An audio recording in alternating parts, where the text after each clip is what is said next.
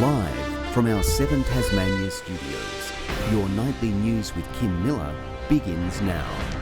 Good evening. A third bog-billed urgent care clinic will open in the state on Monday to ease the burden on our hospitals. Doctors say it's a great option for patients, but there are doubts about how much pressure is being diverted from emergency departments.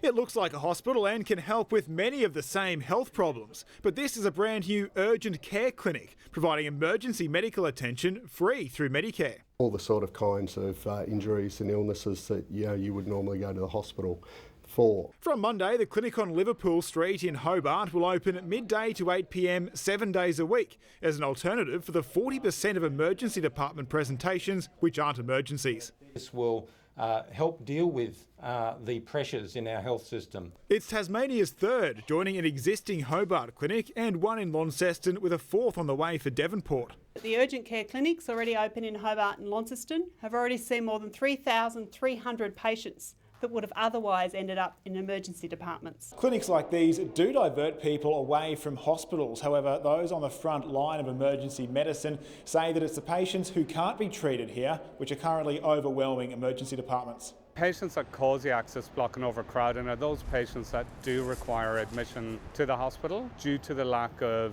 beds, due to the lack of appropriate health care, feed them back down through to the emergency departments where we can't get these patients out of the emergency department. This is one of the many measures that can be implemented to take pressure off our emergency department, and any small progress, however small or significant, is appreciated. Nick Kelly, 7 Tasmania News.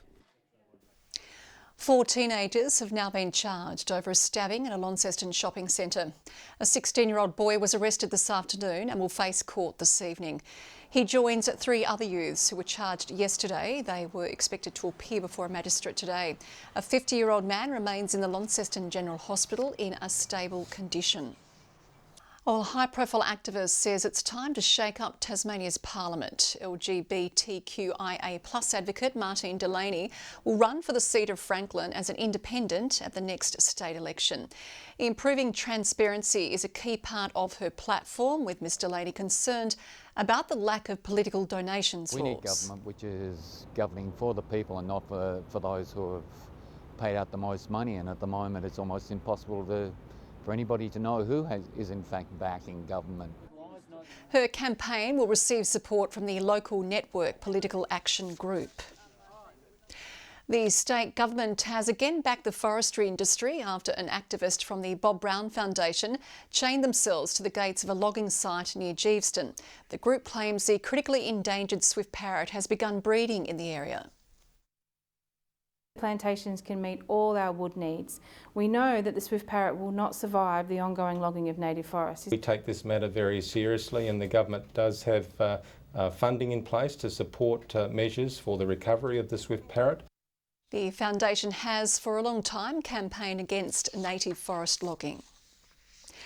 There are renewed concerns students in our public schools are missing out. The government used World Teachers' Day to unveil new scholarships to boost teaching support in classrooms, but the Education Union says we need a better funding model.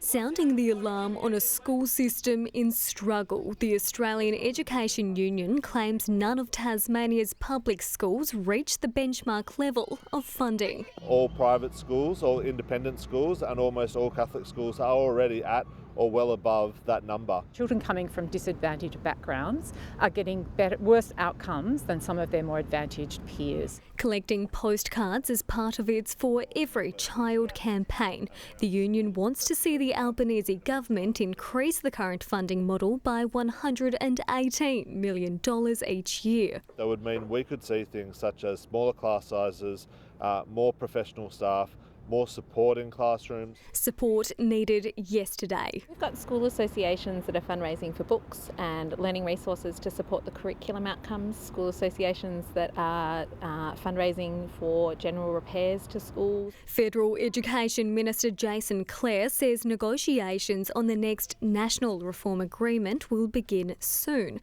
Meanwhile, the state government has launched new scholarships for prospective teachers. It's hoped the program will attract and keep talented educators in the system. We know there's people out there who can be great teachers, but because of where they live or because of their personal circumstances, at this stage, that might be too hard. 50 students in need of financial support will receive up to $31,000 to complete their Bachelor of Education or Master of Teaching. Brianna Boylan, 7 Tasmania News.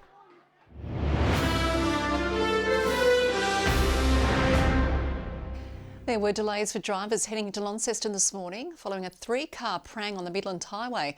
A white Corolla crashed into the back of a P-plater just before 9 a.m. as they travelled north on the outlet past the Westbury Road overpass. Luckily, no one was injured. Drivers were told to avoid the area while emergency services responded. Traffic was flowing again by 9:30. More workers and better parking are at the top of the West Coast tourism industry's wish list as it prepares for a booming summer season. Local operators are hopeful the next few months will make up for what they've described as a difficult winter period. A much-needed tourism injection isn't the only thing the West Coast is crying out for ahead of summer. With the forward bookings that we've got and the positive signs that we have over the season and the great tourist attractions that we have, we are always looking for great people. More workers wanted as traders across Queenstown and Strawn brace for what they hope will be a busy season.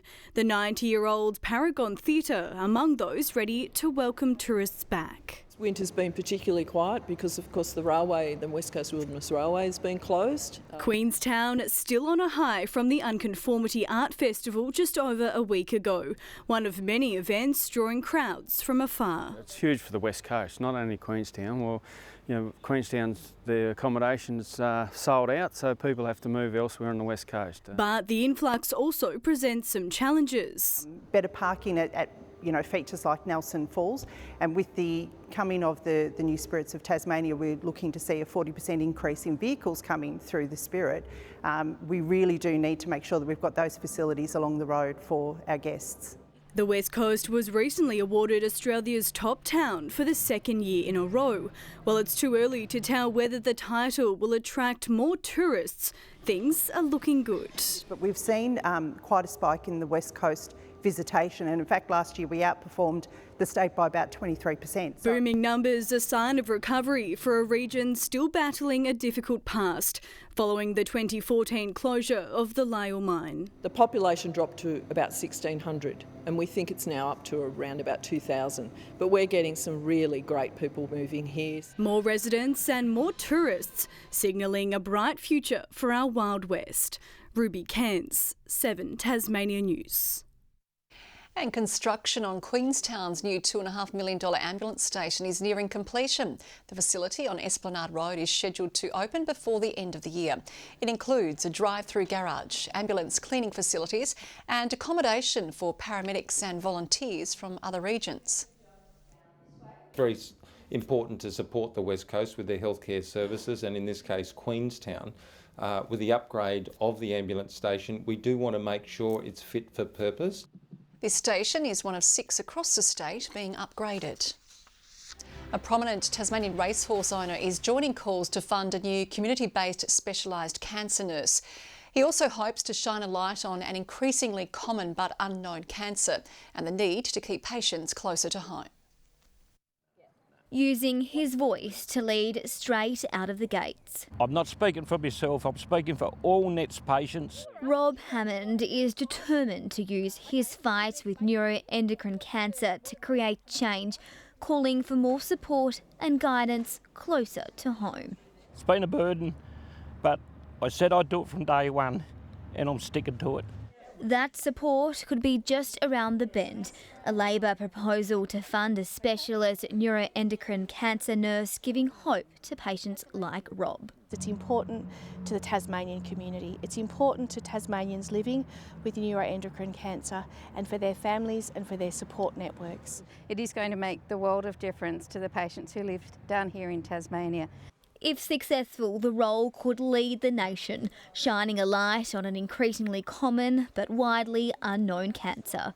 This would be the first across the country, and currently there is only a national hotline-based nursing service. The government wouldn't commit today. Minister Barnett says a dedicated statewide endocrine clinic exists at the Royal Hobart Hospital. But for now, Rob wants to help others and ease the emotional and educational burden of a cancer with no cure. This outcome will give me the same as what my racehorses do, another lift to fight on.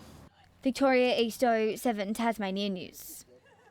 A new QV Mag exhibition is promising to explore the quirks of the natural world. Strange Nature showcases the work of 8 contemporary artists, each putting their own spin on the weird, wacky and wild of the environment. I take animal forms and I cover them in colourful textiles. So I'm doing a kind of fake taxidermy. They might see something that they think is creepy. They might see something that they see as beautiful. Things that intrigue them, grab their curiosity, grab their imagination. The free exhibition will be unveiled to the public tomorrow and runs until March.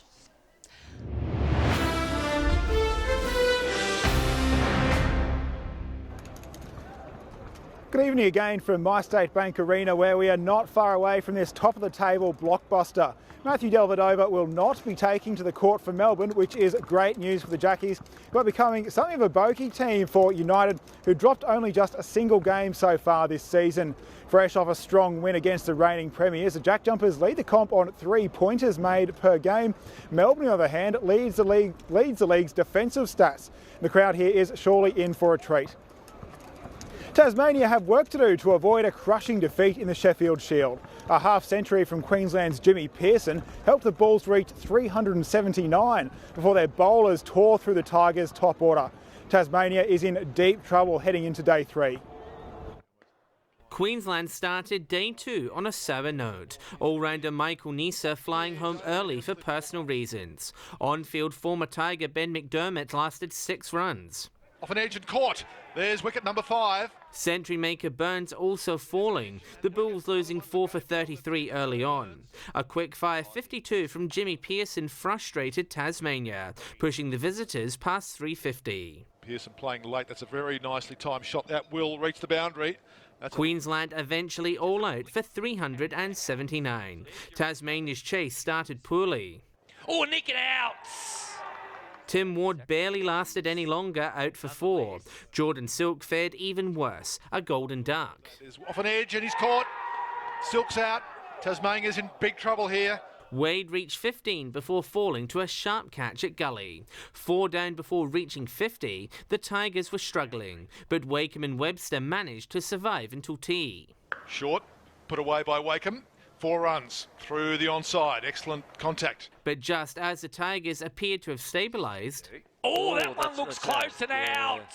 Wakeham gone for 32 just 10 minutes into the final session. Brad Hope and Mitch Owen also out cheaply soon after, as a couple of locals did their best to intimidate the visitors. Bo Webster provided some resistance to put precious runs on the board. Freeman also providing stubborn resistance until he fell to a Mitchell Swepson trap on 21. The Tigers reaching 9 for 146 at stumps, in need of a miracle tomorrow. John Hunt, 7 Tasmania News. In the WBBL, rain has hampered the Hurricanes' must-win clash against the Adelaide Strikers. Brisbane's notorious spring weather turning parts of Ellen Border Field into a swimming pool, the toss delayed by more than an hour. The match slashed to 8 overs aside, with the Hurricanes winning the toss, sending the Strikers into bat. Play eventually got underway a short time ago. Father and son duo Wayne and Justin Stubbs are heading home to Tassie with plenty of silverware after claiming the Open Doubles Grand Final against Victoria at the 8-ball national titles in Albury. It's been a successful family trip, with Wayne claiming the Masters plate yesterday. And Kim, just a very short time ago, Tasmania beat Victoria in the Masters teams plate event 15-13. But most importantly, go Jackies. Yeah, go Jackies, and a good win. Okay, thank you very much, Nick. Enjoy the game. Good evening. Today, Hobart 15, Launceston 18, Devonport and Burnie both 15.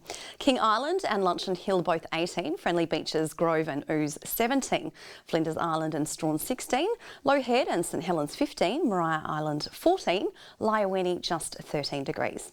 Today we saw a few patches of low-level cloud, mainly over Flinders Island and some elevated parts of the north. A long band of mid to high-level cloud with a few isolated and embedded thunderstorms sits over central western WA and stretches near the coast of the WA and SA border. Tomorrow, a high pressure system is over the central Tasman Sea, ridging over New South Wales and southern Queensland. A trough extends from a cold front over the eastern bight. North to northeasterly winds 20 to 30 knots, tending northwest to westerly in the afternoon. Southeast to southwesterly swells in the west and south with 1 to 2 metres. A strong wind warning has been issued for all coastal waters tomorrow, including the southwest lakes. Hobart, late showers 21 tomorrow, showers increasing in Maydena 18, similar in Oatlands 17. A shower or two in Launceston 19, much the same for Devonport 17, a frosty start in Lyowini with 11 degrees. Burnie, a shower or two 17, increasing showers in Strawn 20, winds easing in Marrawar 18. Partly cloudy in St Helens 19, Swansea a late shower or two with 20, also a late shower and 21 in Orford.